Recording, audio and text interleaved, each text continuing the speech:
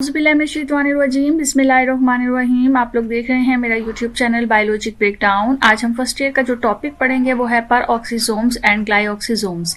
Peroxisome के मुतालिक पढ़ते हैं। परऑक्सीसोम जो है वो एक small vesicle single membrane bound organelle होता है। ये ऑक्सीडेटिव ऑर्गेनल होता है, एंडोमेम्ब्रेनस सिस्टम का पार्ट नहीं होता है। एंडोमेम्ब्रेनस सिस्टम जैसे कि माइटोकॉन्ड्रिया, क्लोरोप्लास्ट जो है वो एक मेम्ब्रेनस सिस्टम है और उससे जो है वो प्रोटीन इंपोर्ट होती है, ये उसका पार्ट नहीं होता है। ये प्रोटीन अपनी जो है वो साइटोसोल अपनी प्रोटीन जो है वो ये खुद इंपोर्ट करता है। Peroxisomes can vary in shape and size. Peroxisome की जो शेप है और उसका जो साइज है वो तब्दील होता रहता है उसकी ज़रूरत के मुताबिक कि सेल को किस तरह की ज़रूरत है, कितनी क्वांटिटी में परऑक्सीसोम की ज़रूरत है, उस लिहाज से उसका साइज, उसकी शेप और उसकी क्वांटिटी चेंज होती है। They will sometimes increase in number and size if, for example, they have a lot of alcohol to break down.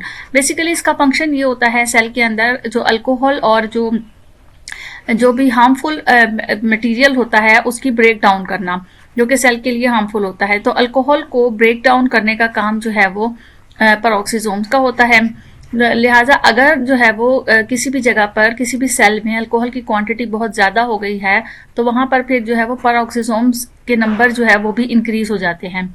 परऑक्सीसोम्स and glyoxysomes are collectively called microbodies. Peroxisome और glyoxysome दोनों को मिला के microbodies कहा जाता है and these are similar to lysosomes in the sense that they are single membranous. Lysosomes के जैसे नजर आता है, जैसे कि लाइसोसोम सिंगल मेम्ब्रेन है, इसी तरह से परऑक्सीसोम्स भी सिंगल मेम्ब्रेन होता है, लेकिन लाइसोसोम नहीं होता है। वेसिकुलर स्ट्रक्चर होता है इसका। They contain enzymes although different than lysosomes and originate from Golgi complex but they are smaller than lysosomes. Lysosomes की तरह नजर आता है लेकिन लाइसोसोम्स से छोटा होता है और अपने कुछ खास किस्म के एंजाइम्स जो है वो सिक्रीट होते हैं इस परऑक्सीसोम्स में से। Peroxisomes contain some oxidative enzymes like peroxidase, catalase, and glycolic acids oxidase. And they are abundant in liver cells where they are specifically involved in formation and decomposition of hydrogen peroxides. So they are named peroxisomes. इसका peroxisomes names भी इसी वजह से ही पड़ा कि ये liver cell में बहुत ज़्यादा क्वांटिटी में मौजूद होते हैं। और क्यों मौजूद होते हैं? क्योंकि वहाँ पर जितने भी हाइड्रोजन पेरोक्साइड के मॉलिक्यूल्स होते हैं उनकी डिकम्पोजिशन का काम जो है वो इसका होता है परऑक्सीसोम का, और जितने भी अल्कोहल के मॉलिक्यूल्स मौजूद होते हैं उनको भी जो है वो परऑक्सीसोम्स ने डिकम्पोज करना होता है। They are mainly concerned with the detoxification of alcohol. In this activity, alcohol is oxidized into hydrogen peroxide with the help of peroxidase enzymes.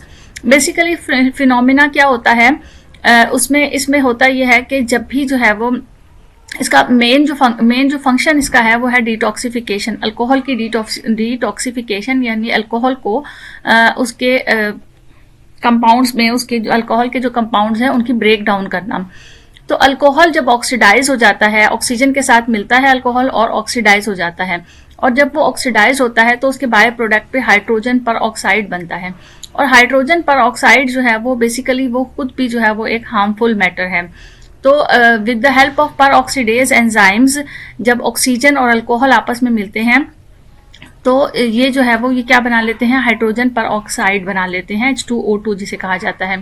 Hydrogen peroxide भी एक टॉक्सिक मॉलिक्यूल है, लिहाजा इसकी भी ब्रेक डाउन होती है और ये हाइड्रोजन और ऑक्सीजन में कन्वर्ट हो जाता है, और इसकी ब्रेक डाउन एक और एंजाइम करता है जिसे कैटालेस कहते हैं।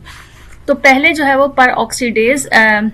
पहले परऑक्सीसोम्स में से एक एंजाइम्स निकलता है, सिक्रीट होता है, जो कि परऑक्सीडेज होता है, और ये ऑक्सीजन अल्कोहल को रिएक्शन करवा के ऑक्सीडाइज करवा देता है हाइड्रोजन परऑक्साइड में, और फिर उसके बाद हाइड्रोजन परऑक्साइड को एक एंजाइम्स कैटालेस जो है वो उसकी ब्रेक डाउन करता है और हाइड्रोजन और ऑक्सीजन में तब्दील कर देता है।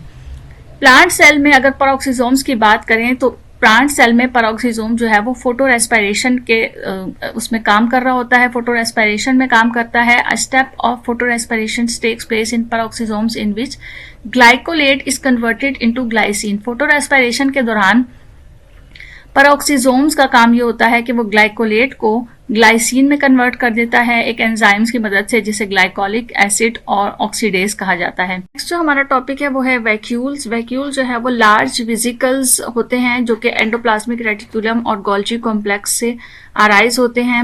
Vacuoles perform a variety of function in different kinds of cells. Vacuoles के बहुत सारे फंक्शन होते हैं, जैसे कि एनिमल सेल्स में ये फूड वैक्यूल्स के तौर पर भी काम करते हैं और फैगोसाइटोसिस के जरिए से बनते हैं।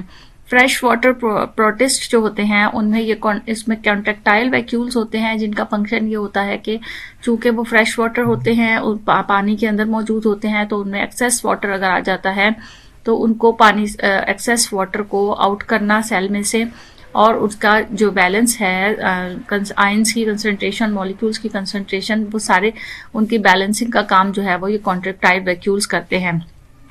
यंग प्लांट सेल्स जो होते हैं उसमें बहुत सारे स्मॉल वैक्यूल्स मौजूद होते हैं which can hold reserve of important organic compounds. बहुत सारे ऑर्गेनिक कंपाउंड्स को ये सेव करके रखते हैं जो छोटे छोटे वैक्यूल्स मौजूद होते हैं यंग प्लांट में, और उसके बाद ये वैक्यूल जो है वो प्रोटेक्शन में भी हेल्प कर रहे होते हैं प्लांट की हर्बीवोर्स की by storing compounds that are poisonous और अनप्लेजेंट टू एनिमल्स।